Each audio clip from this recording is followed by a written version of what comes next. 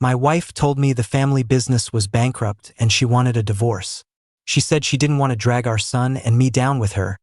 But late at night, I heard her on the phone with another man. Baby, I told that fool we're bankrupt. I can divorce him any day now. Once I dump him and his kid, I can finally marry you and make things official for you and Christina. I had to laugh. It was clear she didn't know her company really was bankrupt, to the tune of hundreds of millions. If she wanted to divorce me to shoulder the debt all by herself, well, my son and I were happy to let her. It'd be a lie to say it didn't sting, looking at the bankruptcy papers that had just landed in my hands. I sat down on the steps and took a long, deep breath. Should I tell my wife the truth or not? The company was a legacy from her parents, meant to secure her future. They had even begged me to liquidate our family investments to bail the company out back in the day, and I did it without a second thought. So I had poured my own blood, sweat, and tears into this business. My wife has zero business sense. I was the one who handled everything. She never even set foot in the office, just assumed everything was running smoothly. There was no way she could handle the news that it had all suddenly collapsed. After thinking it over, I gritted my teeth and pulled out my phone. Whatever. Worst case, we'd just make the money back and pay off the loans together. We were family after all. I was just about to call her when a text from her came through first. Leo, come home now. I need to talk to you about something important. Talk about what? Could she already know the company went under? Terrified she might do something drastic, I grabbed a cab and rushed home. The second I walked through the door, my wife, Jessica, came up to me. She hesitated for a long moment before finally handing me her phone. On the screen was the news about the company's bankruptcy and its massive debt. My mind was racing. I couldn't believe she already knew. Honey, this. I was about to tell her not to worry, that we'd get through it. But she sighed and pulled a set of divorce papers from a nearby drawer. Leo, the company's bankrupt, and we owe $100 million. I can't drag you and our son down with me. I'll probably never be able to pay back this much money in my lifetime. Sticking with me would just mean misery for you and Alex. It's better if we just get a divorce now so you two can be free. I couldn't believe what I was hearing. My hand trembled as I took the papers from her. Jessica, we can still save this. If we work together, we can definitely pay off this debt. I can't let you take responsibility for this all by yourself. I shook my head, a part of me genuinely touched. After all, facing a disaster this huge, a bankrupt company and massive debt, she was willing to bear it all alone. As her husband, the man who had been through thick and thin with her, there was no way I could let her go through this by herself. I snatched the divorce papers from her hand and ripped them to shreds. I looked her straight in the eye and said, word by word, Jessica, we're a team. I'm not letting you do this alone. Jessica glanced at the pieces on the floor, a flicker of irritation in her eyes that was gone as quickly as it appeared. When she looked up again, she just sighed. Why are you making this so difficult? She must really love me. Ever since she found out about the bankruptcy, all she could think about was divorcing me. It started as her wanting what's best for me, but it was slowly turning into impatience.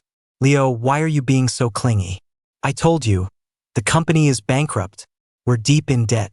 Why do you insist on staying with me through this? I felt a pang of hurt, but mostly, I was just moved. She was really doing this for my own good, trying not to ruin my life. But how could I do something so dishonorable? I refused her again and again. I even reached out to her best friend, Sarah, to help me talk some sense into her. Sarah was Jessica's college roommate. They were as thick as thieves. She was the one who had helped Jessica come up with a plan to ask me out, just so her best friend could be happy. I was sure that with a bond that strong, Jessica would listen to what Sarah had to say. And Sarah did talk to her. She told Jessica not to be impulsive, that divorce wasn't a game. But for some reason, just one day later, Sarah completely changed her tune and started trying to convince me. Leo, Jessica has a point. Maybe you should just get the divorce. It's not fair to you or your son. Jessica nodded along beside her. See, Leo? Did you hear that? A divorce is the best thing for you right now. I stared at Sarah in disbelief. She had been so supportive when Jessica and I first got together, and she was dead set against the divorce when she first heard about it. Why was she suddenly pushing us to split up? Sarah just lowered her head, avoiding my gaze. I need some time to think, I said. That night, the sound of a closing door woke me up. I realized Jessica wasn't in bed next to me. I could hear a woman's voice coming from the living room balcony. Who was she talking to in the middle of the night? I slipped on my slippers, crept to the door, and listened carefully. On the other end of the line was a man's deep, magnetic voice. In the dead of night, their conversation carried clearly to my ears. Baby, it's almost time. Don't be impatient. I told that fool my family's company went bankrupt. He'll take his little baggage with him, and then our family can finally be together. I'll be able to marry you soon, and then I can give you and Christina the life you deserve. I can't stand him anymore. He's a total bore, no romance in him. How could he ever compare to you? I heard the man on the other end chuckle. You're the best. It was July, but a chill ran through me that felt colder than any winter. So, this whole story about the company being bankrupt was just a lie to get rid of me and move her lover in? My heart dropped, and a cold sweat broke out on my palms. My wife of 7 years, the woman I'd built a life with, was now making up a story about bankruptcy just to force me into a divorce. Also, she could welcome her lover into our home. And she even managed to paint herself as a selfless hero who couldn't bear to see her husband and son suffer. Babe, Christina wants the newest iPad, and I've had my eye on a limited edition watch. Buy it. Of course. My baby can have whatever she wants. When we divorce, I'll make that idiot leave the entire company to me. You can have anything you desire. With a flick of her thumb, Jessica tapped her phone a couple of times, and just like that, $5,000 was gone. I thought back to when her parents begged me to use our savings to keep the company afloat, the investment that led to its later success. They never showed any intention of paying me back. I never asked for it, either. I figured we were all family. I remembered all the booze I'd had to drink, all the asses I'd had to kiss, just to close a deal worth $5,000. And now, she just sent it to another man without a second thought. Seeing how easily she threw that money around, I could only imagine this wasn't the first time. A surge of rage boiled up inside me. I worked my ass off every single day, dragging that failing company back from the brink and keeping it alive. Meanwhile, she was at home, living it up with my money, even supporting a lover and their love child on the side, living her best life. All she cared about was getting her hands on the cash. She couldn't care less about the company itself. Well, if that was her dream, I was more than happy to help make it come true. The next time Jessica brought up the divorce papers, I didn't fight her. I just signed my name. Now it was her turn to be confused. Why are you suddenly willing to sign? I ducked my head and pinched my thigh hard enough to bring tears to my eyes. I looked up at her, my vision blurry. Honey, I know you're doing all of this for me and Alex. I thought about it all last night, and we can't let your sacrifice be for nothing. Hearing my explanation, Jessica could barely contain a triumphant smirk, but she managed to just nod. I'm glad you understand. Honey, what about the company's debt? I asked, biting my lip and looking at her helplessly. She waved her hand dismissively. I'll take care of the debt. I can't have you leaving this marriage saddled with that. Just focus on raising our son. I sneered internally but kept a look of pure gratitude on my face. Jessica, you're too good to me. But all the money I had from before we were married, I invested it all in the company. I don't have anything left. Where will Alex and I live after the divorce? You can have the house, Jessica said, a note of panic in her voice, as if she was afraid I'd back out. How could I let you and our son be homeless? Don't worry, the house is yours. She thought for another moment, then pulled 2 more contracts out of the drawer. One was a company transfer agreement, the other was a deed gifting the house to me, with my name already on it. Honey, sign these first. I never expected her to be so prepared. It was clear she'd been planning this for a long time. I feigned reluctance, my hand trembling as I signed my name on every line. On the inside, I was practically screaming with joy. After the divorce, I get our amazing son. The bankrupt company with its mountain of debt is no longer my problem, and I walk away with a house. Who wouldn't be happy? Honey, don't you worry. I won't let a bankrupt company and its debts drag you and our son down, Jessica said, holding my hand. It was impossible to tell if she was being sincere. All I felt was disgust, and I slowly pulled my hand away. If I hadn't overheard her phone call last night, I would have been completely fooled by this act. The way she talked so intimately to her lover, the way she called our son baggage. She was probably still lost in her fantasy of taking over the company and living happily ever after with the man she loved. I just wonder if she'll still be smiling when she finds out the company really is bankrupt. Even though I was thrilled to be divorcing a cheater like Jessica, I had to consider our son's feelings. Alex is only 6, an age where he's completely dependent on his parents. I couldn't just ignore his needs, so I suggested one last family outing, a sort of farewell trip. Of course, Jessica agreed. The divorce was final, and she'd gotten what she wanted. What was one small request? I didn't tell Alex about the divorce, and Jessica, by unspoken agreement, didn't either. Alex was ecstatic when he heard that Mom and Dad were going to spend the day with him. He dragged us to the amusement park he'd always wanted to visit. To be honest, I felt a deep sense of guilt about this. Ever since he was born, I was rarely home. I was always busy with the company, and I hardly spent any time with him. And Jessica was never the maternal type, so her parents looked after Alex when he was a baby. He only came to live with us after they passed away. I still remember when he was in kindergarten. His teacher asked to speak with me. She sighed, a look of helplessness on her face. Mr. Davis, I know you and Alex's mom are busy, but you need to pay attention to his emotional well-being. She showed me a drawing. It was a picture of a man, a woman, and a little boy at an amusement park. But for some reason, the entire picture was scribbled over with black lines, and a giant, black frowny face was drawn over it. Alex drew this. I don't know what's going on at home, but I hope you can find more time to spend with him. During that time, I was working myself to the bone, and Jessica, she was probably busy with her lover and his daughter. I owed my son so much. If it weren't for this divorce, she probably wouldn't have bothered spending any time with him at all. When we told him we were taking him to the amusement park, Alex clutched my hand timidly.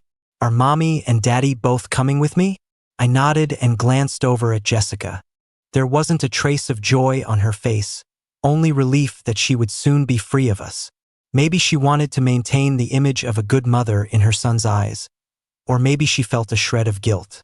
Whatever the reason, Jessica offered to pay for everything. Of course, the money came from a loan she'd taken out. I didn't hold back on spending it.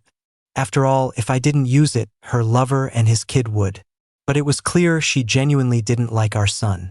She was cold to us the entire time. She just stared at her phone, constantly texting and smiling to herself. Ugh, he insisted I come to this amusement park with him and the kid. Just have to bear it a little longer. Next time, I'll bring Christina, and we can stay as long as we want. Oh, I just can't wait to bring you and Christina home, she muttered into her phone, glancing up at me every so often. We spent 2 days at the park, and Jessica never once cracked a smile in front of me or Alex. But when it was time to go home, she was grinning from ear to ear. Even though Alex is young, I know he's smart. He probably sensed something was wrong with his mom, but he didn't ask any questions. Back home, a call from the bank about the debt came through to Jessica's phone. She was in the middle of packing her things to leave. When she answered and heard who it was, she seemed confused. My heart skipped a beat. Damn it. When I first found out about the debt, I specifically went to the bank and put everything under her name. I never thought they'd call her directly. If she found out the company was really bankrupt, she would never go through with this divorce. Panic set in. My palms started to sweat, and I dug my nails in so hard they hurt. Hello, is this Ms. Jessica Davis? We're calling to discuss a repayment plan. It's regarding the $100 million debt from your company's bankruptcy. Jessica was stunned. She couldn't understand how the bank knew about the fake bankruptcy story she had made up. When she didn't respond, the bank representative continued. Your husband came to see us previously and asked for our assistance. A look of understanding washed over Jessica's face. That won't be necessary. I'll pay back the 100 million myself. I've already divorced my husband. I am now the sole person in charge of the company, and I will bear all of its debts and responsibilities alone. The bank employee was shocked. Ms. Davis, are you aware that $100 million is not a small sum? It will be extremely difficult for you to repay this on your own. Perhaps you should reconsider and discuss this with your husband? Jessica was getting annoyed. It had taken so much effort to trick me into this divorce. She wasn't about to change her mind because of a phone call. No, I told you, I will not be getting back together with him. After she finished packing, I stood in her way as she tried to leave. I looked at her, channeling every ounce of acting talent I possessed. Jessica, are you really leaving? I can help you pay back the debt. As long as our family is together, there's no challenge we can't overcome. Jessica pushed my hand away, her voice firm. That's not necessary, Leo. My mind is made up. I can't ruin your life or our son's. Take care. With that, she turned and left, dragging her suitcase behind her without a single look back. My eyes welled with tears as I chased after her, watching until the car she got into disappeared from view. But she didn't know that my tears weren't for her. They were for all the years of my life I had wasted on a woman like that. When Alex came home, I didn't hide the truth from him. I told him that his mother had left. I expected him to be sad, but instead, he threw his arms around me. Daddy, don't be sad. Mommy is a bad mommy. After a moment's hesitation, he told me everything he knew. Apparently, his school had a field day, and when he asked Jessica to come, she just frowned and refused. Alex, Mommy is busy that day. Just tell your teacher you can't participate. Don't be difficult. He was disappointed, but he didn't throw a tantrum. But later that day, he saw his own mother at the field day, participating in the parent-child activities with a girl from the class next door named Christina. And that girl, Christina, did something Alex wouldn't even dare to dream of. She whined to his mom that she wanted a new game console. And his mother, who was always so cold to him, smiled at Christina with a warmth he had never seen. When I heard this, I saw red. So Jessica had been carrying on with that sleazebag and his daughter behind my back while I was busy working. She had even caused our son immense emotional pain. I pulled Alex into my arms and apologized to him over and over again.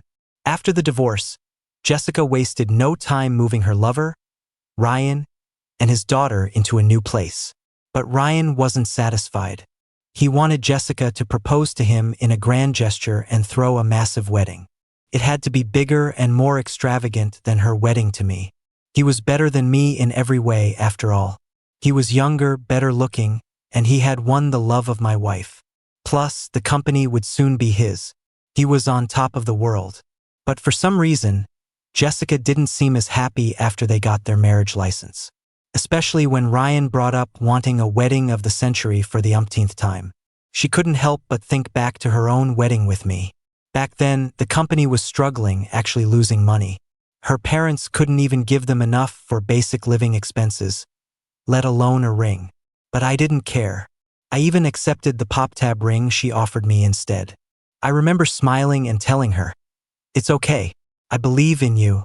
I know one day I'll have the most precious ring in the world." It seemed she hadn't kept her end of the bargain. "Honey, when are we going to have our wedding? We're married now, and I don't want people to talk." Ryan's voice pulled Jessica back to the present.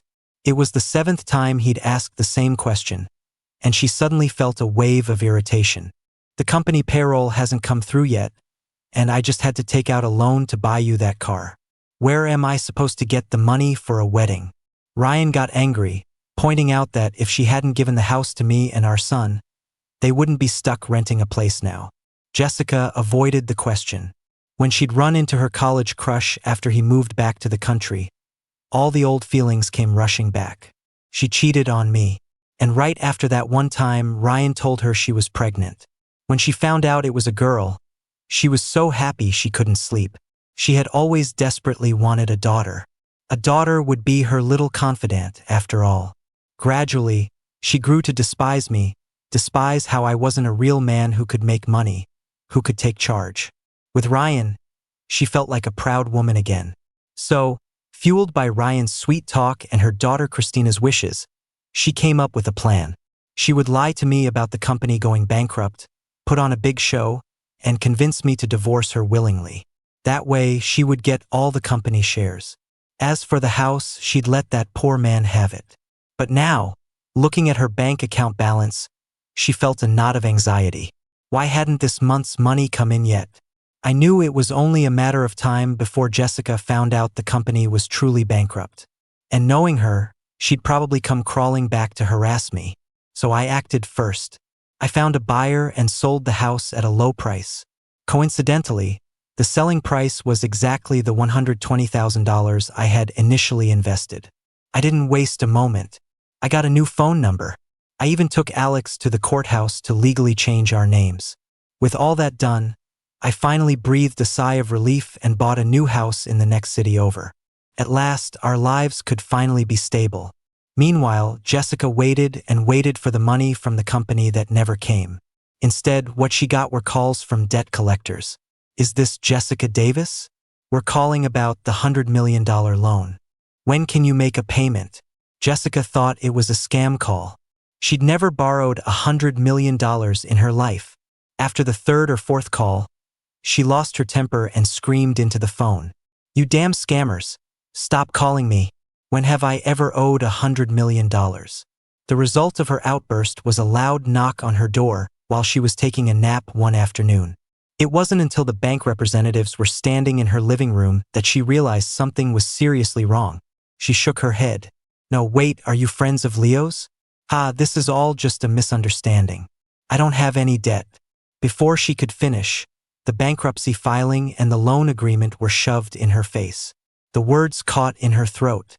Given your inability to make payments, we will be repossessing the house as collateral. Jessica stared blankly as movers started carrying out the furniture. So, the company was really bankrupt? Ryan, hearing the commotion from the bedroom, came out to see strangers carrying away his beloved TV and immediately lost it. What are you doing? Why are you taking my stuff? Are you insane? Get out. I'll have you arrested for trespassing. I swear to God. When he found out Jessica's company was really bankrupt, that she really owed $100 million, and that the house was being repossessed, Ryan's world came crashing down. His hair a mess, he rushed at Jessica. You said it was fake. You said you were just tricking your ex-husband. How could the company actually be bankrupt? I must have been cursed to ever believe you and get together with you. Jessica was silent. She had no idea how the company had actually gone bankrupt either. She suddenly thought of me. She grabbed her phone to call me, only to find the number was disconnected. She went to our old house, but new residents were already living there. It was only then that it hit her. I had known the company was bankrupt all along. A white-hot rage flared up inside her. How could that man do this? He knew the company was bankrupt, yet he agreed to the divorce and let her take on all the debt. He had pushed her into a pit of fire. The next time I saw Jessica, it was on television. In just 1 month, the vibrant, confident woman I knew had become a haggard shadow of her former self. I guess being hounded by debt collectors every day will do that to you. And on TV, she was looking for me. She cried to a national audience, telling them I had divorced her the moment the company went bankrupt. She claimed the company owed $100 million, that she was working 10 jobs a day, and that her body was breaking down from exhaustion. She painted herself as a tragic victim, twisting the truth to portray me as a coward who abandoned her at the first sign of trouble. The show went viral almost immediately, and the name Leo Davis was cursed by everyone. They saw me as a pathetic gold digger who could only share the good times, not the bad. The public outrage grew louder and louder. Yeah, this is pretty messed up. The woman supports him for years, and the second the company fails, he bails. The guy's just a leech who can't handle real life. Can't they arrest people like this? He gives men a bad name. I don't think it's technically illegal, but honestly, the death penalty feels too light. A spineless freeloader like him should be drawn and quartered. I can't even imagine the pressure she's under. Her company goes bankrupt. Her husband leaves her. She lost everything overnight. The internet moves fast. My information was doxed. Everyone found out I had changed my name, which only made more people hate me. Once my info was out, Jessica found my new house. She pounded on the door. "Leo, get your ass out here. Do you have any idea what you've done to me?" When I opened the door, I just asked her what she wanted. Jessica just laughed. "What do I want? The company is bankrupt and 100 million in debt, and you got off scot-free. You not only divorced me, but you took a house with you. Do you have any idea that all this debt has fallen on me? How am I ever supposed to pay it off?" I frowned. "You were the one who told me we were bankrupt. You were the one who asked for a divorce." I agreed. "And now you're blaming me for it?" Taken aback, Jessica stuck her chin out and yelled, "So what if I asked for a divorce? You should have tried to talk me out of it." I had to laugh at her shamelessness. Talk her out of it? Hadn't I tried? I called her friends. I practically begged her on my hands and knees not to go through with it. And what did she do? She just kept shoving the divorce papers in my face. Now that her lie had become reality, now that the company was really bankrupt, she was the one who was unhappy. Seeing my silence, Jessica seemed to think she had the upper hand. "All right, I won't make it too hard for you. For old time's sake, you have to pay back the 100 million for me, and you have to give me the money you got from selling the house. Then we'll be even. Otherwise, you can just enjoy being hated by the entire country." I refused her ridiculous demands and used a mop to shove her out the door. I never thought she'd post the security footage of me chasing her away with a mop online. In the video, I look like a monster, brandishing a mop and telling a woman to get lost. Jessica gets hit a few times before she finally leaves. "Everyone, I'm at my wit's end. I found my ex-husband and begged him to give me back the house my mother left me. But he chased me away with a broom. I really can't take it anymore. Life is so hard. I don't understand how someone can change so much. We used to be so happy." Jessica wailed during her live stream while thanking people for sending her virtual gifts. "Thank you for the gifts, you're all such kind people. I'll never forget you. Oh, could some kind soul out there send me one of those big ones?" Some viewers weren't buying it. They asked in the chat why her parents' house was in my name. Jessica, of course, didn't dare admit she had willingly signed it over to me and just ignored the question. By the end of one live stream, she had raked in a surprising amount of money. And thanks to her slander, I had become a public enemy. Countless people got my phone number and called me with threats every day. Some even called in the middle of the night, screaming at me. My photo was photoshopped to look like a funeral portrait, complete with a wreath, and posted online. My address was leaked. People showed up at my house to scream at me, scrawling "drop dead" on my door. Even my son was recognized at school by parents, teachers, and classmates. I heard that's Leo Davis's kid. Yeah, looks just like his dad. Probably got his dad's shameless genes too. Do you know how much your dad hurt your mom? And you're just acting like nothing's wrong. You're such an ungrateful brat. When Alex came home covered in dirt again, I snapped. I posted a single photo online. In the picture, Ryan has his arm around Jessica, and Christina is sitting on Ryan's shoulders. Perfect family portrait. I actually had Ryan to thank for this. He had sent it to me himself along with a few taunting messages. Things like, "Jessica never loved you. Why are you so pathetic and clingy? She took me and my daughter out again today. You'll never have that." The photo quickly went viral. Some netizens started to see what was really going on. "Who's that guy? That's not Leo Davis." Judging by how they're standing, I'm guessing that's Jessica's lover and their illegitimate daughter. No way. Jessica cheated? Others suspected the photo was photoshopped. I didn't say anything. Instead, I released a video. The footage showed Jessica handing me the divorce papers and the company transfer agreement, telling me about the bankruptcy. It showed me desperately begging her to work through it together, not to get a divorce. But Jessica just kept saying she didn't want to drag me down. The scene cut to me asking her best friend to talk her out of it. But her friend had the same attitude as Jessica. "Leo, she's made up her mind. She doesn't want to hold you and your son back. Just give her what she wants." Next, it showed Jessica, resolute in her decision, packing her bags and leaving. And me, with tears in my eyes, chasing after her in a heart-wrenching scene. The The video ended with a photo of Jessica and Ryan holding up their marriage certificate. Now everyone was confused. Wait, what? I thought the guy was the one who wanted a divorce because he couldn't handle tough times. Why does it look like the woman was pushing for it? I'm lost. So she was the one who initiated the divorce? Why is she slandering him now? Then, I posted the contracts Jessica had made me sign. They clearly stated that the company went to her, and the house went to me. At that point, someone claiming to be Jessica's best friend also came forward and posted a public clarification. It was Sarah. She faced the camera and bowed deeply. Hello, everyone. I am Jessica's best friend, and I was the one who convinced Leo to divorce her. To be honest, I was against it at first until Jessica came to me. She told me her company wasn't really bankrupt, that she just wanted an excuse to divorce her husband so she could be with another man, and she asked me to help her out. But now, seeing the undeserved suffering Leo and his son are going through, my conscience couldn't take it anymore. I had to come forward. With her own best friend exposing her, the whole truth was out. The devoted victim act was a sham. The woman was a stone-cold cheater. Talk about karma. She lies to her husband about the company going bankrupt, and then it actually goes bankrupt. It's like a revenge novel in real life. Serves her right.